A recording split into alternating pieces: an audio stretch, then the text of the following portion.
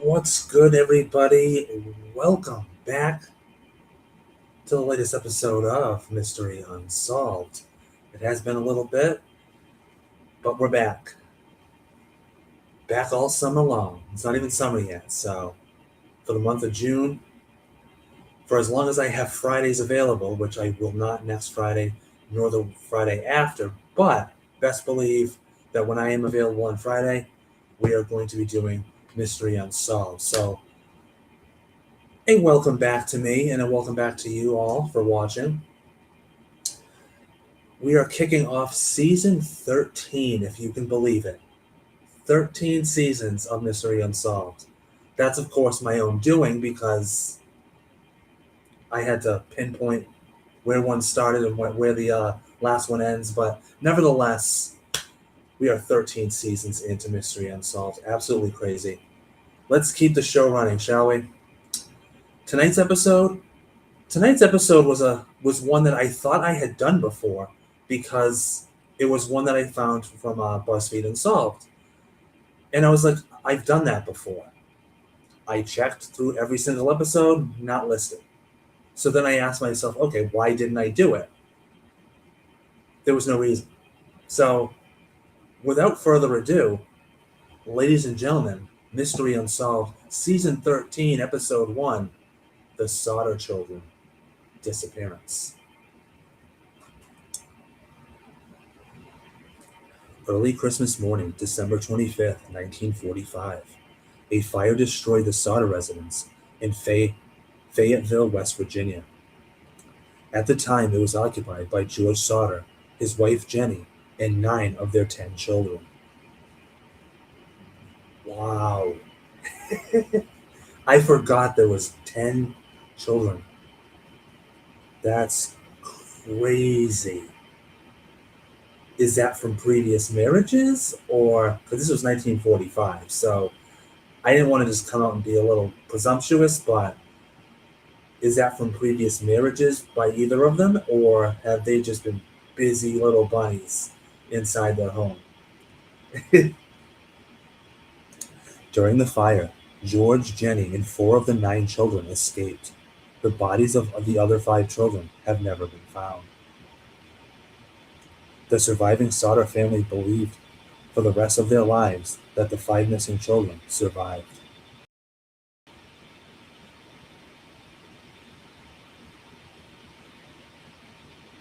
It's actually been a minute since I've seen this episode on BuzzFeed Unsolved, so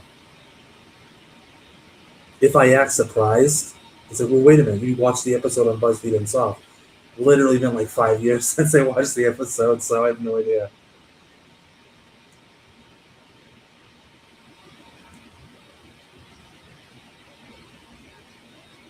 Missing were Maurice Sodder, age 14, Martha Lee Sodder, age 12, Louis Sodder, age 10, Jenny Irene Sodder, age 8, and Betty Dolly Sodder, age 5.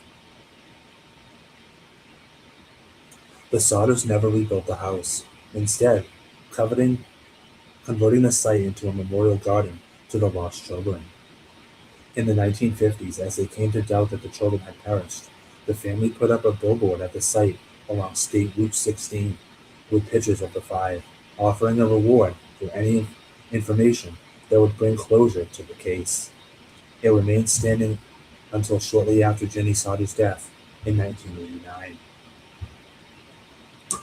In support of their belief that the children survived, the Sodders had pointed to a number of unusual circumstances before and during the fire.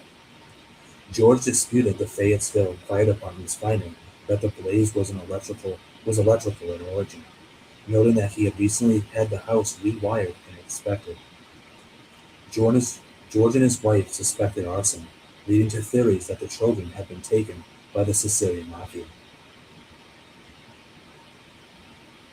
Okay, that's interesting. Gonna need a gonna need a little more information on that one. Perhaps in retaliation for George's outspoken criticism of the fascist government of his native Italy. Ah, yeah, 1945. So, yeah, maybe. State and federal efforts to investigate the case further in the early 1950s yielded no new information. The family did, however, later receive what may have been a picture of one of the boys as an adult during the 1960s. Their last surviving daughter, Sylvia, along with their grandchildren, continued to publicize the case into the 21st century in the media and online.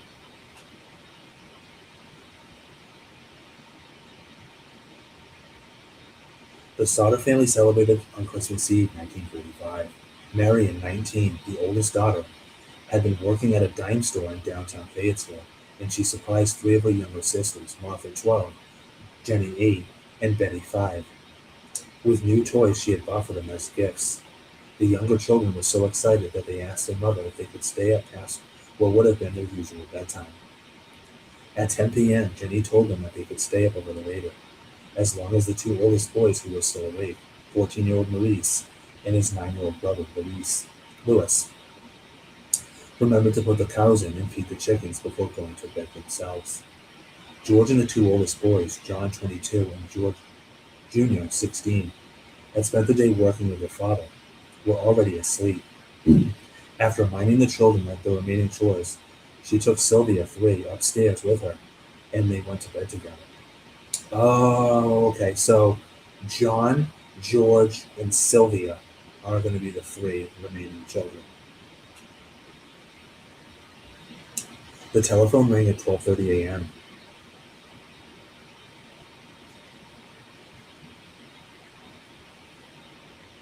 I'm going to stop right there because you ever get a you ever get a phone call at 12:30 a.m. in 1945, a regular phone call on the regular telephone? That's crazy. Jenny woke and went downstairs to answer it. The caller was a woman whose voice she did not recognize, asking for a name she was not familiar with. The sound of laughter and clicking glasses in the background. Jenny told the caller she had reached the wrong number, later recalling the woman's weird laugh. She hung up and returned to bed. As she did, she noticed that the lights were still on and the curtains were not drawn, two things the children normally attended to when they stayed up later than their parents. Marion had fallen asleep on the living room couch, so Jenny assumed the other children, who had stayed up later, had gone back up to the attic where they slept. You're keeping your children up in the attic? A certain story comes to mind for that.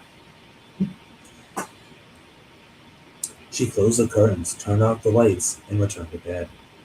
At 1 a.m., Jenny was again wakened by the sound of an object hitting the house's roof, with a loud bang, then a rolling noise. After hearing nothing further, she went back to sleep. After another half an hour, she woke up again, smelling smoke. When she got up again, she found that the room George used for his office was on fire, around the telephone line and fuse box.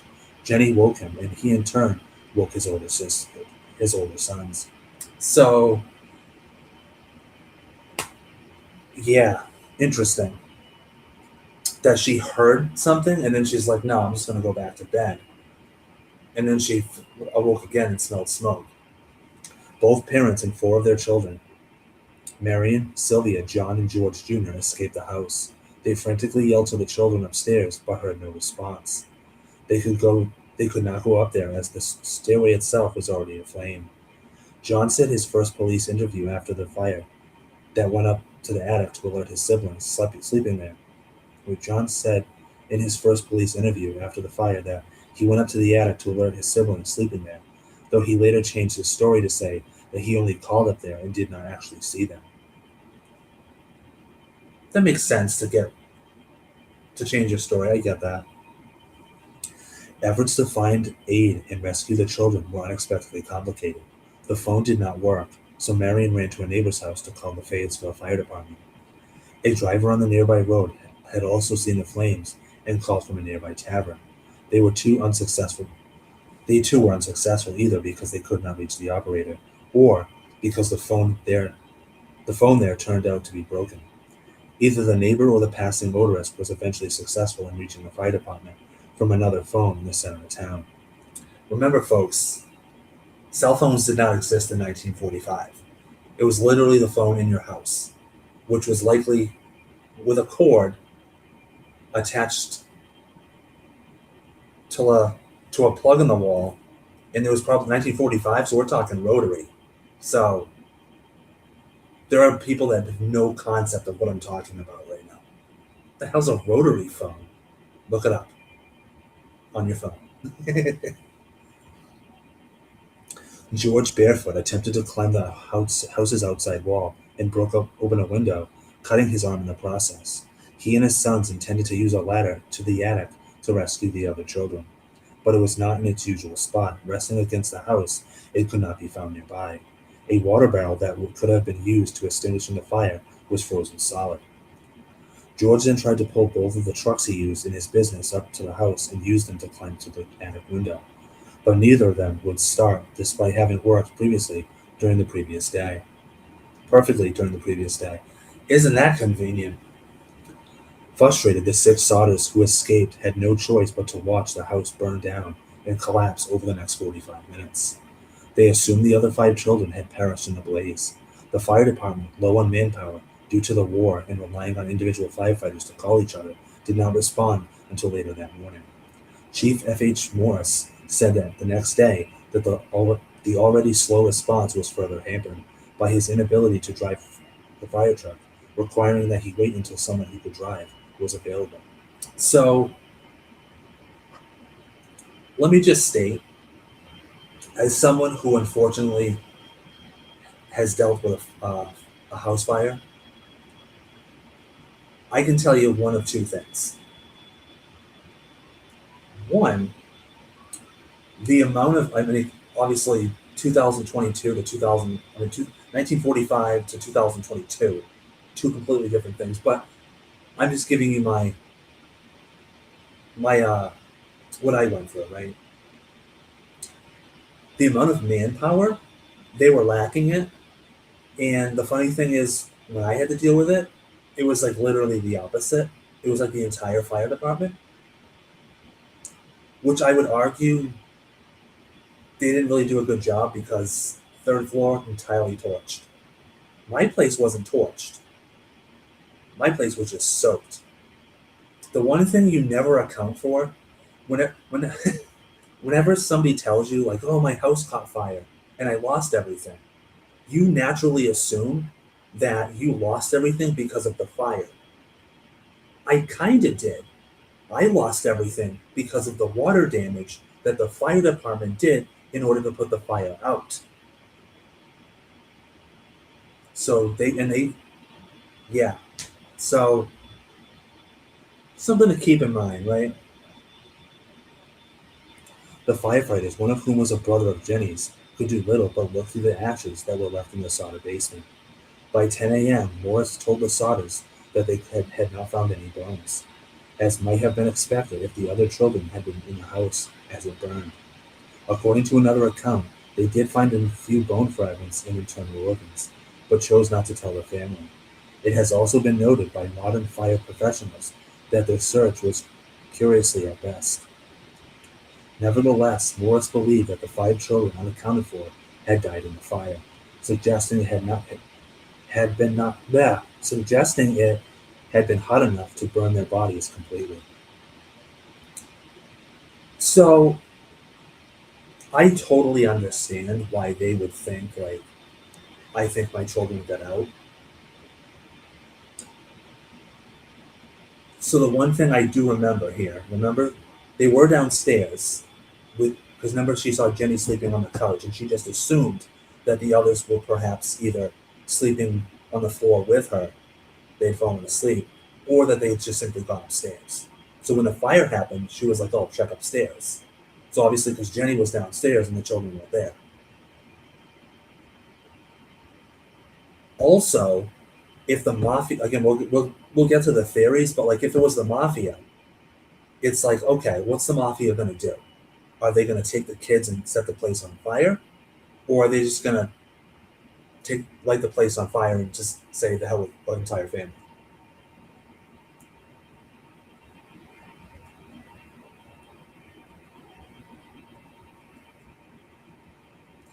Not long afterward, as they began to rebuild their lives, the Sodder family started to question all the official findings about the fire. They wondered why, if it had been caused by the electrical problem, The family's Christmas lights had remained on throughout the fire's early stages, when the power should have gone out. Then they found the ladder that had been missing from the side of the house on the night of the fire at the bottom of the embankment 75 feet away.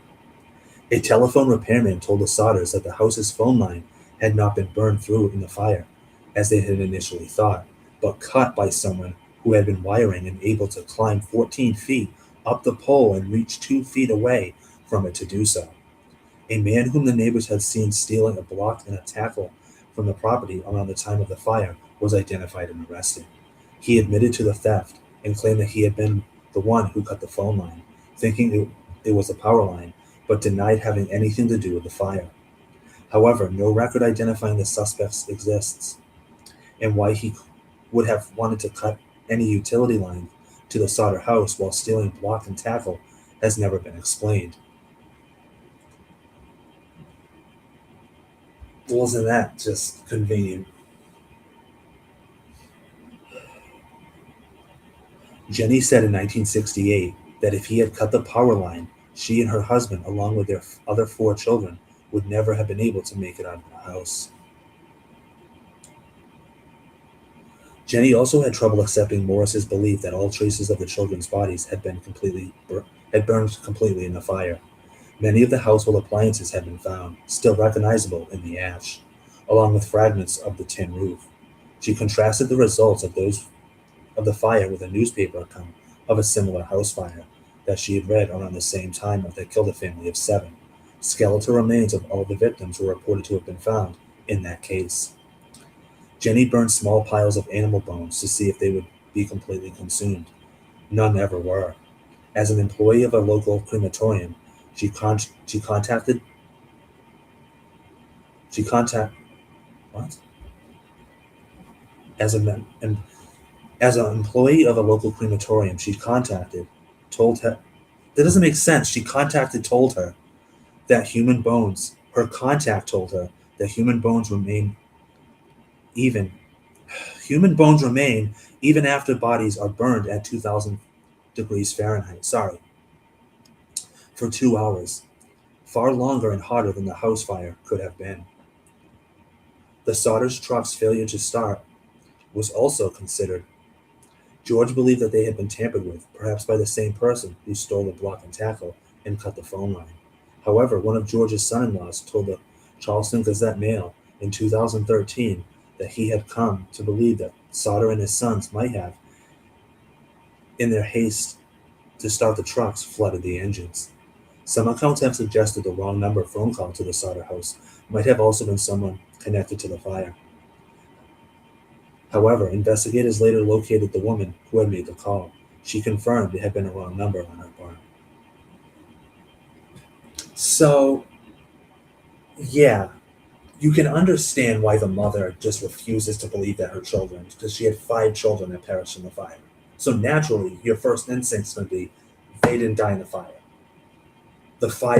What you're telling me in the evidence, it doesn't line up. It doesn't make sense.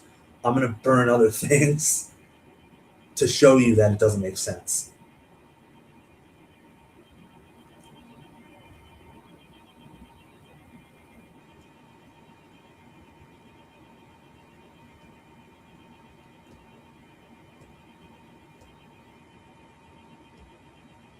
All right, let's. I don't. It's not giving me any theories, so it's kind of weird.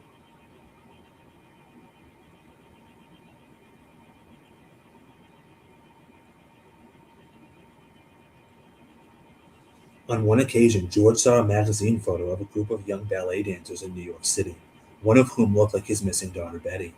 He drove all the way to the girl's school, where he repeated demands to see the girl himself were refused. George, buddy, I I understand your curiosity, but that probably came off as just a little creepy. George also tried to contact the FBI in investigating what he considered a kidnapping. FBI Director J. Edgar Hoover personally responded to his letters. In August of 1949, George was able to persuade Oscar Hunter, a Washington, D.C. pathologist, to surprise a new search through the dirt at the house site. After a very thorough search, artifacts indicating a dictionary that belonged to the children, and some coins were found. Several small bone fragments were unearthed, determined to have been a human vertebrae. The bone fragments were sent to Marshall T. Newman, a specialist at the Smithsonian Institution. They were confirmed to be lumbar vertebrae, all from the same person. Since the transverse reassess is infused, the age of this individual at death should have been at 16 or 17. The top limit of age should be about 22 years, which normally fuse at 23 are still infused. Thus, given the age range, Maurice had been 14 at the time, although the report allowed that a vertebrae of a boy his age sometimes were advanced enough to appear at the lower end of the range. There's there's always something else. You know what I mean? Like it can't just be right. Like he was the oldest, it must have been him, but technically a boy's vertebrae doesn't grow at this particular range. It's like it either is or it isn't. It can't be in the middle. It's a yes or it's a no. Like when someone takes a lie detector test and it's inconclusive, I don't understand that. Like if someone says, "Did you murder so and so?" and it says yes, and it's completely straight, which indicates they're telling the truth. They freaking yeah, they murdered the person. But like, you know what though? It's inconclusive. We don't know. What the hell is the point of a lie detector test? And this is human bone that we're talking about. These people know all about human bones. They're sitting there talking about them, but they're like, yeah, we're not sure. The investigation and its findings attracted national attention, and the West Virginia legislature held two hearings of the case in 1950. However, Governor O.K.L. Patterson and State Police Superintendent Burchett told the Sodders the case was hopeless and closed it at the state level. The FBI decided it had jurisdiction as a possible interstate kidnapping, but dropped the case after 2 years of fruitless leads.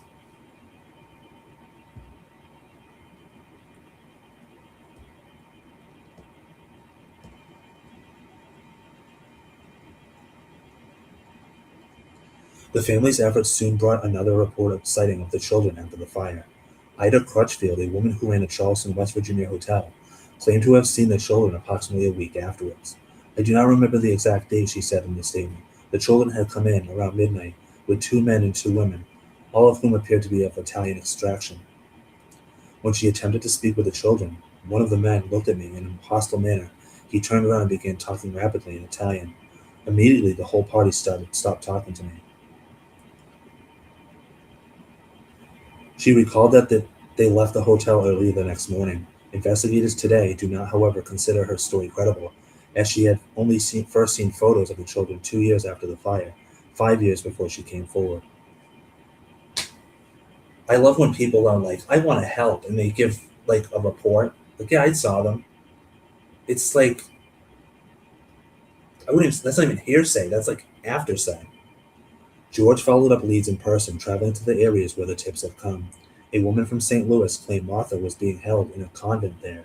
A bar patron in Texas claimed to have overheard two other people making incriminating statements about a fire that happened on Christmas Eve in West Virginia some years before. None of these proved to be significant. When George heard later a relative of Jenny's in Florida had children that looked similar to his, the relative had to prove to the children were his own before George was satisfied.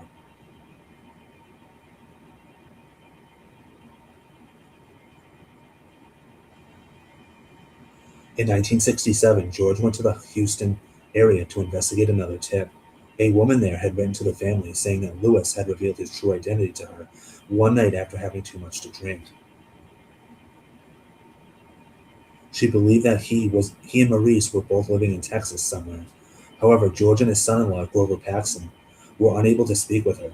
Police there were able to help them find the two men she had indicated, but they denied being the missing sons. Paxton said years later that doubts about the denial lingered in George's mind for the rest of his life.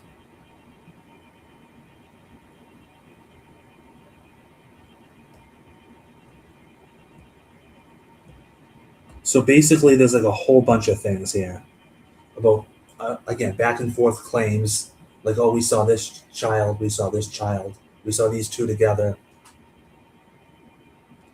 The surviving Sodder children, joined by their own children, continued to publicize the case and investigate leads. They, along with older Fayetteville residents, have theorized that the Sicilian mafia was trying to extort money from George, and the children may have been taken by someone who knew about the planned arson and said they would be safe if they left the house. They were possibly taken back to Italy. If the children had survived all those years and were aware that their parents and siblings had survived too, the family believes that they may have avoided contact in order to keep them from harm. Sylvia Sodden Paxson, the youngest of the surviving Sodder children, died in 2021. She was in the house on the night of the fire, which she said was her earliest memory. So she was 3 at the time, remember? So I was the last one of the kids to leave home, she recalled. I experienced their grief for a long time. She believed that her siblings survived that night and assisted with efforts to find them and publicize the case. Her daughter said in 2006 she promised my grandparents she wouldn't let the story die, and that she would do everything she could.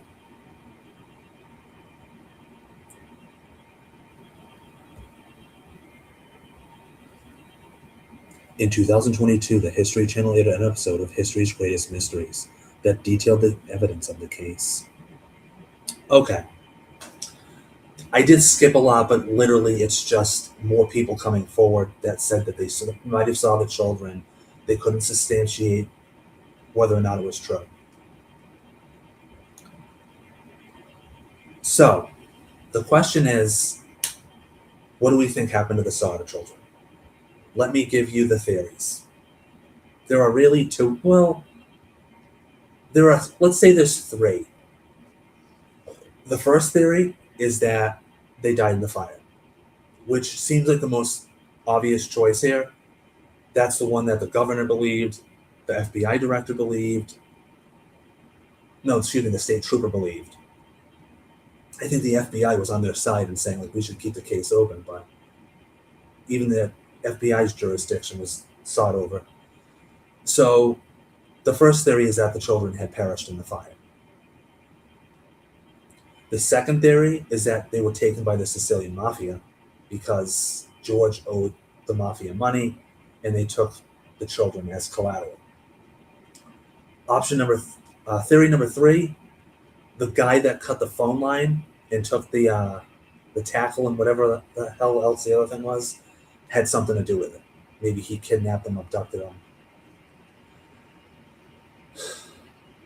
I'm gonna piece it all together, right? I wish. I think the guy that took the tackle and cut the phone line, I think he had maybe something to do with it, but I think they perished in the fire. I just don't see there being enough evidence for the mafia to be like, hey, let's take out this guy's entire family, knowing that literally like 80% of his family are children, to retaliate against him for something he did to us.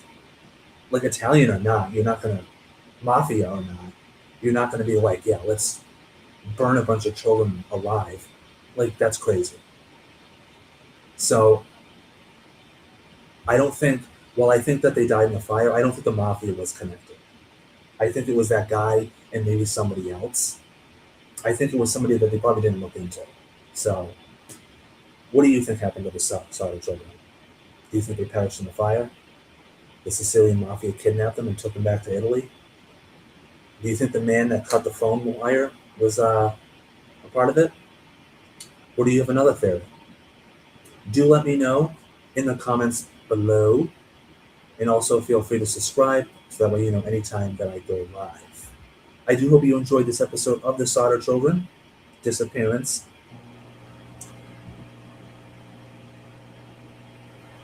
Thank God that didn't go off when I was in the middle of reading. Holy crap.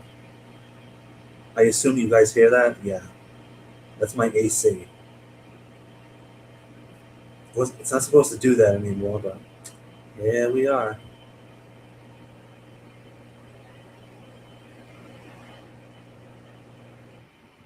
Thank you. Do stay tuned for the next episode, which will not be for another 3 weeks. I'm sorry, I got work, so gotta work the old World Cup. So 3 weeks from now, Do stay tuned for the next episode of Mystery Unsolved, where I will be talking about the murders at Ketty Cabin. For Mystery Unsolved, this is Justin. Have a good one.